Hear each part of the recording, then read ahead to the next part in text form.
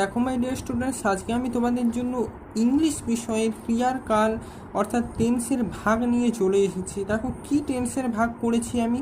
টেন্সকে তিনটে ভাগে প্রথমে ভাগ করেছি, প্রেজেন্ট, পাস্ট এবং ফিউচার। দেখো প্রেজেন্ট কথা অর্থ বর্তমান, পাস্ট কথা অর্থ অতীত এবং ফিউচার কথা অর্থ হলো ভবিষ্যৎ। এটা তোমরা সবাই জানো।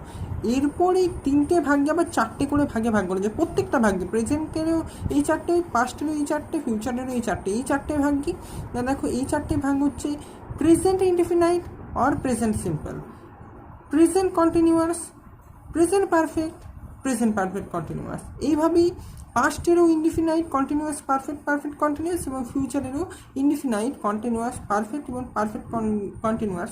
এই চারটে করে ভাগে ভাগ করা হয়। এরপর ইনডিফিনাইট কথা অর্থ কি? সাধারণ।